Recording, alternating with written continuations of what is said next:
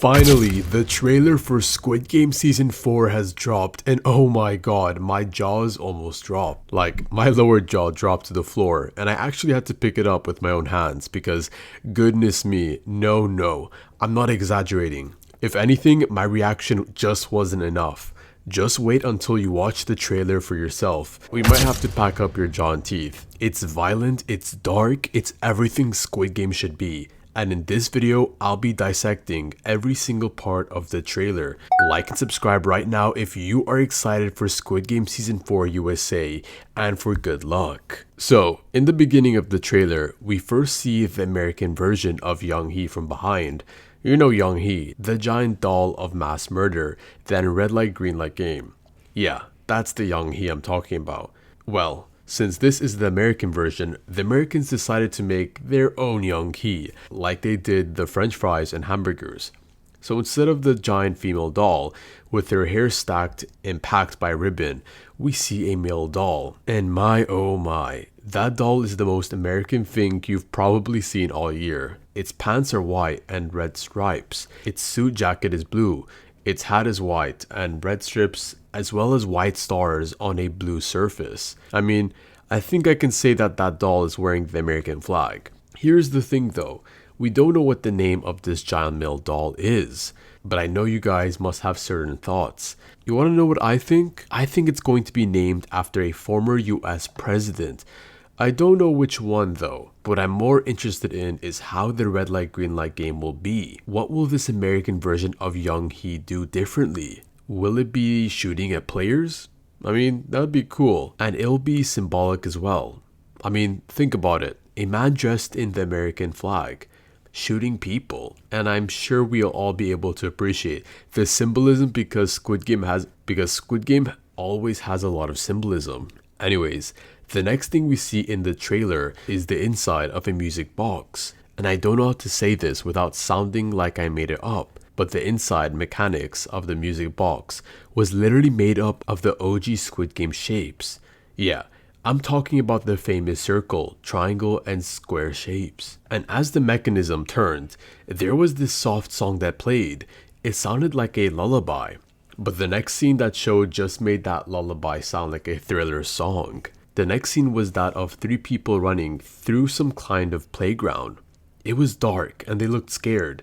I don't know what it was about that scene, but it made me shiver. It was like something that was haunting them. You know all those serial killer horror movies where the victims run and hide and everyone is so scared that the serial killer is going to pop out of nowhere and end their lives? Yeah, that's the kind of vibe that scene gave. It made me wonder what kind of game they might be playing, that they had to play in the dark and they had to be so scared that someone could spring out of anywhere and kill them at any point. I mean, let's look through all the games that were played in the seasons to see if there's anything else like that. I think the only game that was played in the dark was the Glass Bridge in Season 1. And it wasn't actually that dark. It was just dimly lit because the frontman turned off the lights after he noticed that one of the players was using the reflection of the glass to determine which glass was safe to jump on. And the only game that players ran around in fear of being jumped was hide and seek in Season 3. So what if this game in Season 4 was some twisted version of tag? A player will chase a number of other players to a dark large playground or amusement park, and if he catches up with them, he will kill them with his knife. But if he can't kill them all before the timer goes off, then he will be killed. It's just so sad, dark, and perfect. I mean, sure, it's messed up, but this is Squid Game we're talking about. Moving on. So after that scene, there was a brief scene of a girl walking down the streets in a t-shirt that had number 222 on it. Now, this particular one made me rack my brain. Who is she? Why is she wearing the number 222 out on the streets? Is it a coincidence? But then the thought hit me. She was Asian. I know what you're thinking. So what if she's Asian, Kareem? There's a lot of Asians in America. And yeah, you're right. But just entertain my idea for 1 minute. What if this season of Squid Game was set perhaps 18 years after Season 3, and the person we saw in this scene walking in that t-shirt is probably baby 222 from Season 3. You know, the baby that won the games. Maybe she found the jacket she was wrapped in as a baby. It had the number 222, so maybe it was the number she had grown to identify with. And maybe she will be a player in the game. in which she'll wear the same number 222. I mean, that would be so crazy. Anyways, after that scene, we see a puzzle of steps, like the ones the players walk through when they're going to their games. But these stairs were a lot more. I mean, they go deeper as though you can't take them straight to hell itself. Well, after that we get a direct glimpse into one of the games.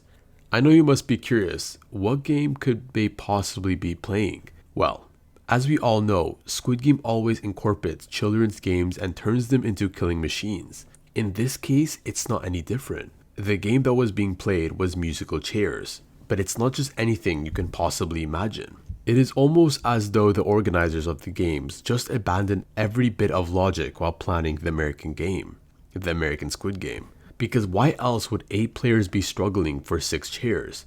And to make matters worse, the chairs are so tiny. They're like children's chairs, like made for little children. And I'm pretty sure that one of those chairs will break while the players are fighting to take a seat. And knowing Squid Game, it wouldn't matter if a player was sitting on a chair after it's broken, they will be shot. Then we get a sneak peek of the frontman. You should see this guy. I mean, we didn't get to see his face because he was facing the monitors, but I could feel his aura. This guy looked like he can move the whole world just with one click of a button. It made me really curious if we would see any link up between him and the frontman from the original show. After that, we also got to see what the workers would look like. And I don't know what it is, but I can honestly tell you their jumpsuits felt like an upgrade from the once workers in the original series. It all felt just so cool to see. The trailer then went back to the giant doll. Remember that the first time we saw the doll, we only saw it from the back, but now we get a close-up of its face, and I must tell you, that guy is scary.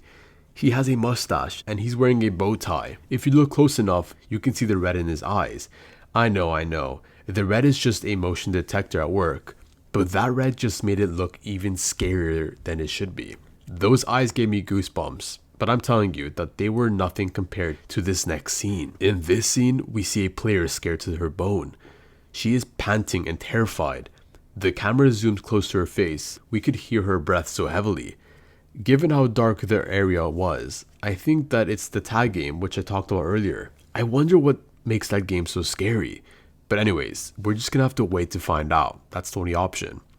But that's it for today's video. I hope you guys enjoyed it. If you did, make sure to leave a like and subscribe once again. I'll put our recent video in the middle of the screen if you want to check that out. Until then, see you guys, peace out and take care. Goodbye.